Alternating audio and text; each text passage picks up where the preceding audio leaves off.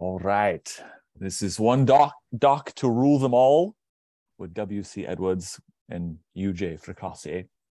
This is session one, the Palantir. All right. So we're going to see the brand's past and see the brand's future. Corey, take it away. Yes. So a messaging blueprint, if you haven't used a messaging blueprint or you're working with a brand that doesn't have one, Uriah, could you just give us a quick 1 minute? What is a messaging blueprint? Yes. So a messaging blueprint is like the map of Middle Earth that gives us... I'm sorry. Whoever's watching this in the future, I'm a total Lord of the Rings nerd, and I was so happy to be able to throw in the map of Middle Earth because I always drool over them. Anyway, messaging blueprint is a document that we use here at ArtSpeak to give us clarity on who we're working with, so who the organization is, whether it be a church or a business or an individual or whatever it would be, who they're trying to reach, and then how they should communicate with that audience. So we use it as a tool, as a map to guide us to the ultimate Mount Doom ending, which is to reach people and change lives. Yeah. So we're not going to talk about how to make one. That's a different talk. We're going to talk about how to use it. So if you really look at it, if you gaze into the Palantir, you will see ways you can help the brand succeed. But the person who uses it must possess great strength of will and mind to use the messaging blueprint to its full capacity. So we're going to talk about the elements of a messaging blueprint. We're going to especially focus on the first couple of elements and a couple of creative pieces. So inside a messaging blueprint, there are 3 sections. First section is who you are. Second is who you're called to reach. And the third is basically the invitation. What words do we suggest you use as a start to your conversation to people who don't know you yet? So we're going to work on those first 2, and there's some specific creative pieces inside of them that we want to look at. But it would be best to start with the communication triangle. But I think it'd be even before that. Do me a favor in the chat. Drop the name of a brand you're currently working on. It can be your church if you're a church creative, or your organization, if you're an agency, freelancer, or if you're an art speaker. A brand that you're working on right now that's really important to you, especially a brand that you would like to make a lot of headway with in the next several months. And I think this conversation will help. Curious what we're seeing here. I would like to put some of my friends in. Really excited about that brand. Yeah, these are really cool churches, and there's a lot of great stuff happening. Okay. Next, we want to talk about the communication triangle, just as a sort of our starting point. And we want to point out a few things about it. Uriah, could you talk through the messaging blueprint here? Or I'm sorry, the communication triangle? Yeah, absolutely. And Jason or Kirk, feel free to jump in if I miss things, because you guys present this more often than I do, although it's kind of in my psyche at this point. So the communication triangle, we've got the triangle in the center, and then we've got the 3 breaks, we're going to call them. So the lines, and then we've got a Venn diagram going over it. So starting with the triangle is the 3 things we talked about. We've got the audience, we've got the organization that we're working with. It could be you, your church, or a client that you work with. And at the top is the shared win. And so in between all of those points are these lines or these breaks, and those define the obstacles to achieving that, going to the top and dropping the ring in Mount Mordor. So Mount Doom, sorry. So the audience, they have their audience journey toward the top. So that's on the right side of the Venn diagram is audience hopes. The audience hopes are what the audience is hoping for. What do they want in life? We have several different areas of that. That could be psychological. What do they want? A lot of different things there. And then the organization, what does it hope for? Usually that's defined with mission, vision, and values. What are we shooting for? And so those journeys, what we're trying to do is have both those journeys kind of come together at the top. And that's the shared win. And the shared win is defined by this Venn diagram where the overlap of the organization's hopes and the audience hopes, that creates the shared win at the very top. So then, and then the breaks, we have audience journey going to the top. That is their fears. So the opposite of your hopes are your fears. What is hindering you from actually achieving your dreams or your hopes?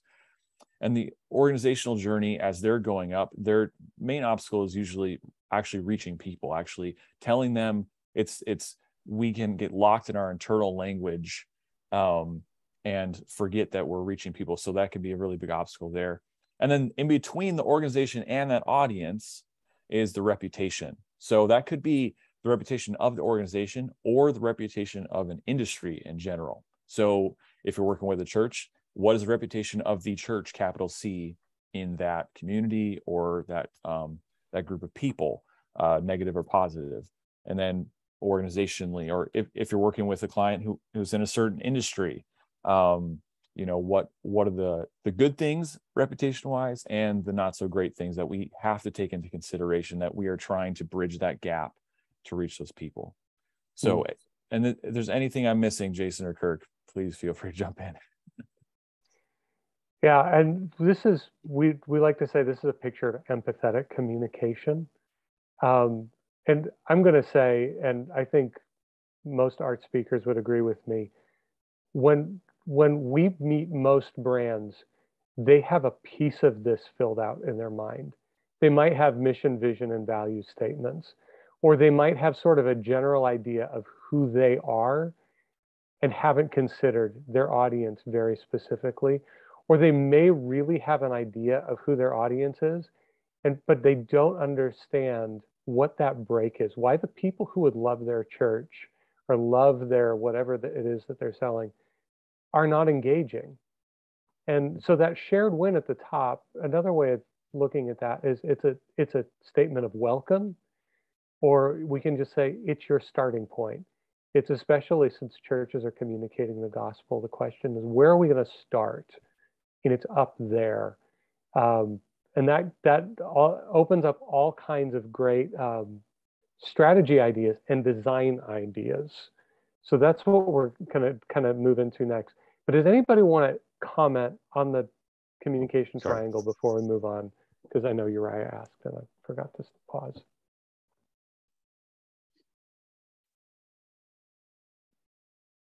All righty. Okay. So we've got the first stopping point, messaging blueprint we want to point out. Mission, vision, and values. This is a Phoenix-based church that we love. Their mission, building relationships that reflect the grace of Jesus. Core values, biblically rooted living, nurturing spirit-filled relationships, intimacy with Jesus, intentional stewardship of God's gifts, sharing the Father's grace with lost people. Okay, so this is what the brand hopes to accomplish, and their mission statement is what they hope to accomplish. The values are how they hope to live, how they hope to express themselves through action.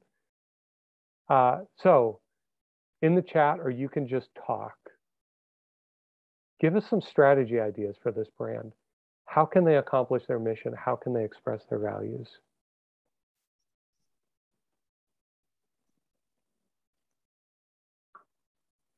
And you can just unmute and go.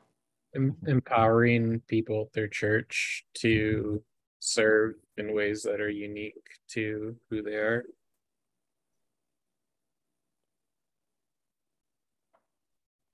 Yeah, that's really cool. I wonder, Andrew, if you were working with this brand, what would be some ideas you'd give them to do that?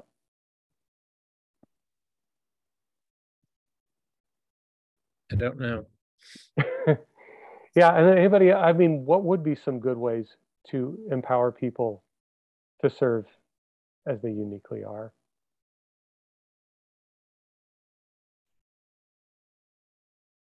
I think one that comes to mind, Corey, is if the main thing is building relationships, I would create more opportunities to build relationships. So going in the community, having, small groups is kind of the standard, but having something where you're actually working on building relationships, empowering people to build relationships in there's a phrase from one of our clients that we work with where they live, work, and play.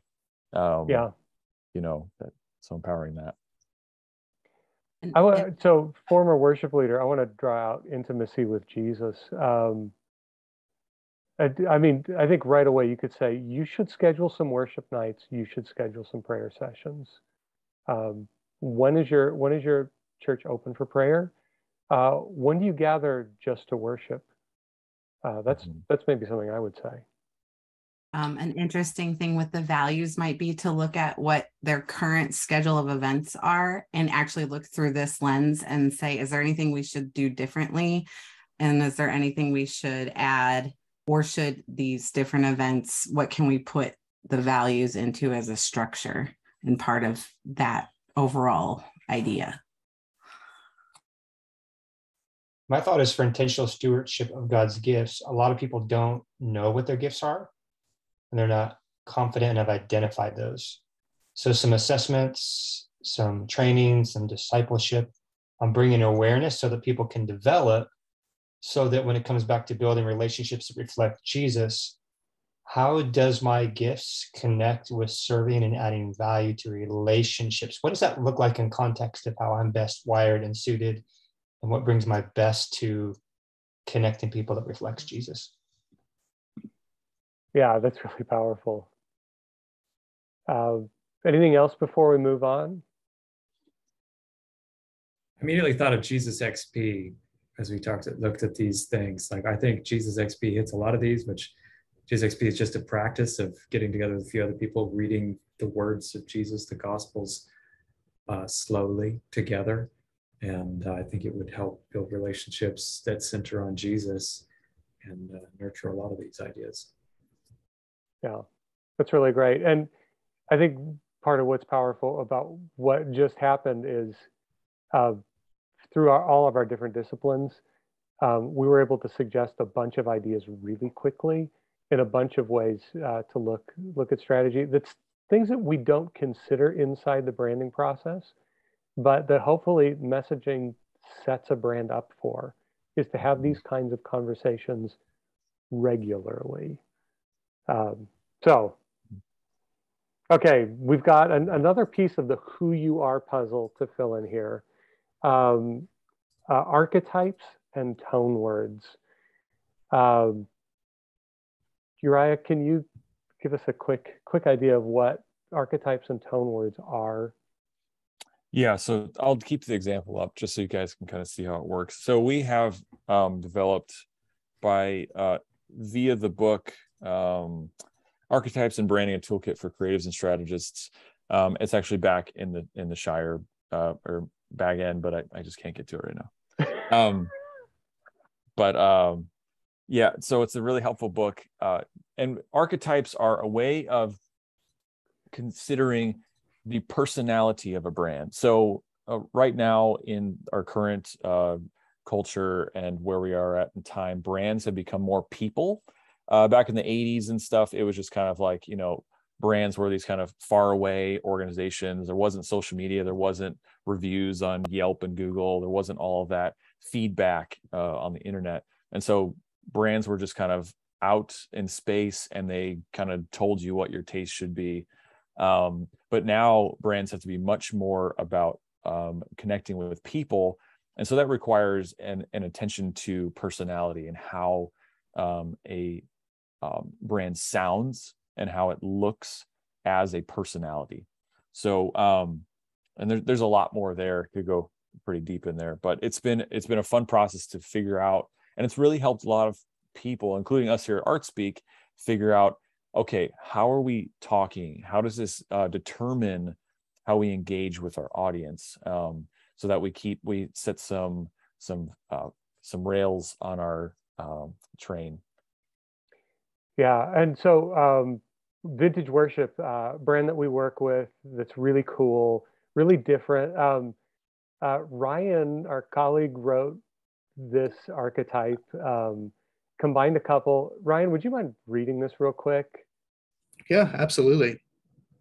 Yes, the monk's a combination of the translator and the artist, and this is what we came up with. Combining the translator and the artist, vintage worship becomes the monk. Serving as modern-day monastics for the church, we regularly retreat to hear from Almighty God and return to translate our revelations into story, song, and prose. We're passionate about preserving the ancient truth of the gospel for generations to come, but we're always searching for new ways to express that truth. We aim to compel the people of God to experience greater passion, affection, and adoration for their Savior, to join us as we wade into the endless and infinite waters of God's glory. Yeah, I think it's really beautifully written. And then could you walk us through these tone words, Ryan? Yeah, totally. Tone words for us when we do messaging, again, it's another part of our blueprint, and it really helps define how we sound. It's how we talk, some of the words that we choose to use, some of the words we choose not to use. So for this particular team, Vintage Worship, we chose articulate, contemplative, and passionate. Do you want me to read the descriptions for each of those? Yeah, that would be cool. And okay. Then I've got a follow-up question. Great. For the community. Yeah, so we also like to drill down a little bit on what we mean by each of those words when we work on tone words. So for articulate, this is what we mean by that. Learned, but not legalistic. Precise, yet flexible. We speak in a clear and calculated manner without sounding staunch or stuffy. Contemplative, we mean wise, yet full of warmth. Introspective and thoughtful. Our tone invites others to meditate on God's mysteries and to marvel at God's majesty. And then by passionate, we mean expressive, but not over-emotional, rallying, but not raucous. We inspire others to sing a new song of all God has done and will continue to do. So good. I know. So my question for the community is, okay,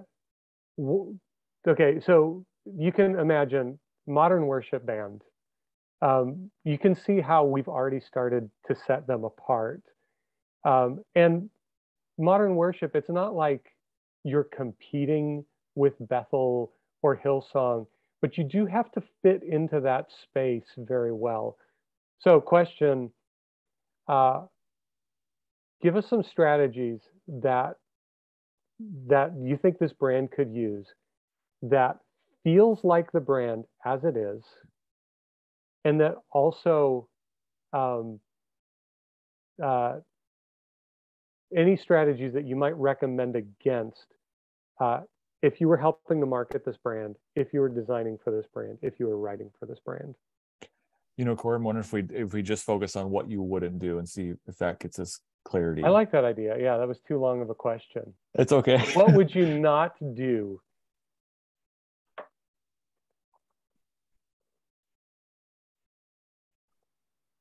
I'm not an art director by any means, but I just wanted to say I used to go to this church that you guys provided the tone words and the archetype, and this truly hits the nail of what they're all about.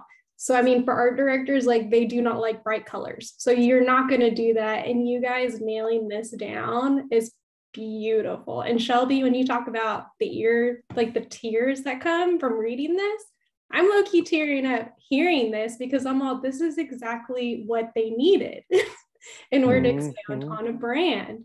And this is just, it's just beautiful. So one of the nons is bright colors.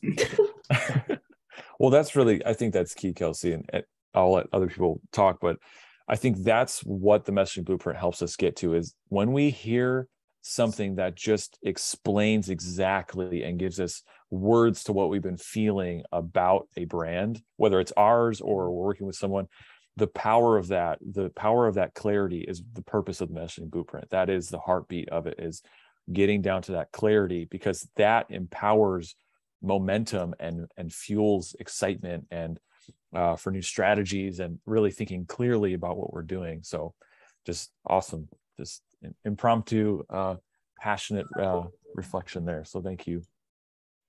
I would say, as a writer, I'm kind of curious what others have to say. As a writer, if somebody said, okay, I need you to write an email sequence for these guys, they're articulate, contemplative, and passionate, I wouldn't be afraid of big words. I wouldn't be afraid of using longer scripture passages. Yep. I wouldn't be afraid to quote a theologian, you know, to put in a big J.I. Packer quote or something. Instead of, I would also probably be careful, even though they're passionate, I'd be really afraid, or not afraid, but careful not to use words that sound way too colloquial. Yep. I wouldn't use, you know, a bunch of vowels in the middle of a word. Probably work really differently on this one. Anybody else see something on this brand that you would recommend or recommend against? I would, if I think of social media, and I would lean into when they're featuring, you know, a moment of worship, not a big, huge stadium feel with lots of people, and, you know, because of that that has a rallying feel, but lean into that, like there's an intimacy with it. Even if there is a lot of people in the room, I would lean into that like personal feeling, personal one-on-one with God experience, even if it's corporate worship. Yeah, one of the things I wouldn't recommend they do, and we actually had this conversation with this team in particular, this brand, at least when it comes to the tone, is not the same tone as something like Hillsong Young and Free. So another popular worship team that puts out a very particular kind of music, but in all of their marketing, it's extremely high energy, it's extremely upbeat, it's extremely young feeling. Yeah, even though we have this passionate tone word, if we start to feel or talk or sound like Hillsong Young or Free, I think we're missing this particular tone. I think we're going too far if we sound like that. Right. Needs to fit in that space, but it's got, yeah, that you have to be able to differentiate it. Awesome. Okay. And Jonathan said clarity over complexity all the way on this. Yes. Oh, yes. Pulse words? Do you want me to jump into pulse words? Yeah. All right, cool. So we have archetypes, which define personality, tone words, which define voice, pulse words define visual identity, how we look graphically, photographs, everything. And we innovated this because we were finding, well, Kirk came up with the first iteration. So, but the whole purpose was we have to have words that define how we look and feel, to give us a sandbox where we can play in, right? Because if what happens without having some kind of anchor, you just get tossed by every cool thing on Instagram. Whereas if you have something, pulse words, you can still pull inspiration from all that cool stuff that you're watching and looking at, but you put it within the framework, in the sandbox that is authentic to you and actually will communicate to your audience. So let's go to these pulse words. Ryan, do you mind if I just go through these? Is that cool? Please. Okay, cool. So what we've done with these, they're more visual. They're very applicable for all us designers. So majestic, spirited, and classic. So majestic, our brand aims to convey the magnitude of God's glory. Our colors, patterns, and spacing pay homage to Jesus' royalty as the King of Kings. So now you're starting to get images in your head. That's the purpose of pulse words. Leading others to a heartfelt reverence for God, his word, and his work in the world. And spirited, I love that word. We're intentional about creating holy environments for worship and songwriting. Our photography shows lively worship with lifted hands, and our graphics capture the movement and energy of the Spirit. So if you begin to see this world of visual possibility, that's the whole purpose here. While aiming for freshness with classic, our brand still feels as timeless as God's legacy throughout human history. Leaders sense they can trust us for tried and true direction and discipleship for themselves and their congregations. So what's really key for pulse words that I found over time is that you need to have ones that fight each other. They look like they're opposites. So spirited and classic feel like they'd be in tension, right? Spirited is like, woohoo, if I'm going to the very base of it. Classic is having everything kind of in a row. I'm going to talk clearly and succinctly. and I'm gonna, it's gonna link back to the roots of a faith, of the faith. But that combination, where they come together, that is the brilliance to where we create new creative things, where you have that tension. Because how much do we root in classic? How much do we go into spirited? That's where the innovation happens, where you start to you play with things that are kind of expected and change it up, and which Alex, who's the art director for these guys, has done wonderfully. So props to him. But I'll just ask the question here, Corey, if that's cool. Yes, please. I'm going to ask the same type of thing here, and we're almost out of time, but it's all good. Conversation's good. Yes. If what would you recommend against for these guys visually?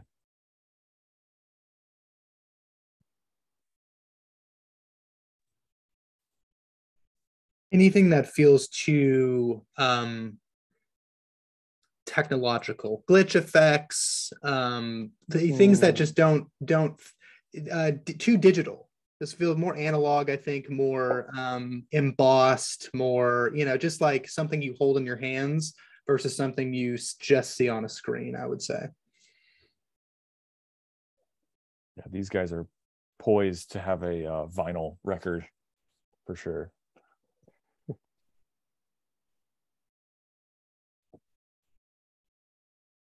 Awesome. Anybody Well, else?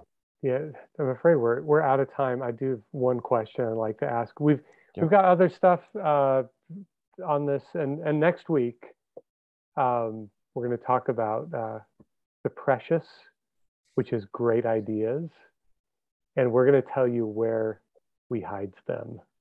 And it's in the messaging part of the messaging blueprint. But looking back on that brand that you put in the chat earlier, what challenges do they face right now that an element of their messaging could help them overcome? Anybody want to bring up something that they're working on, and maybe if an idea pinged for you?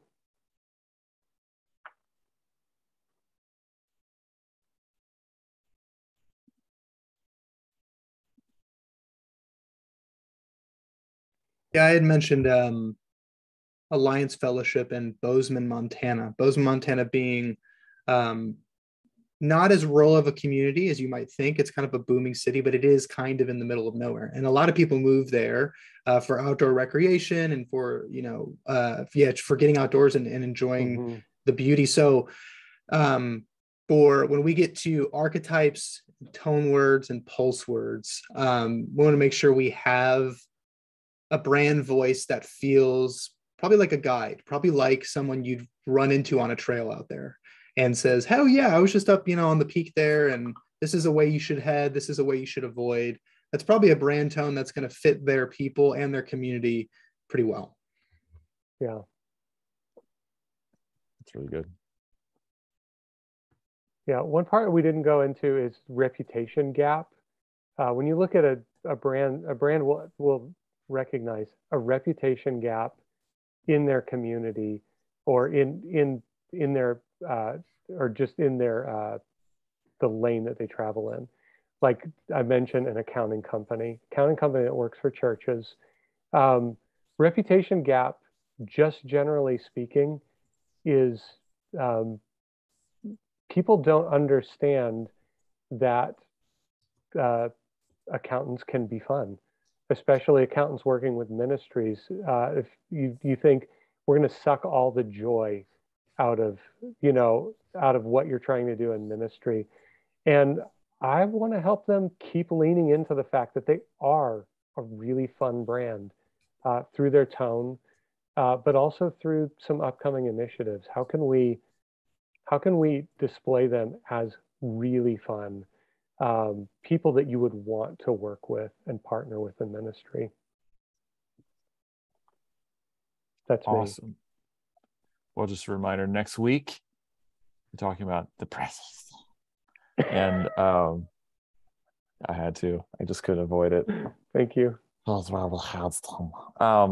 next week, look for that.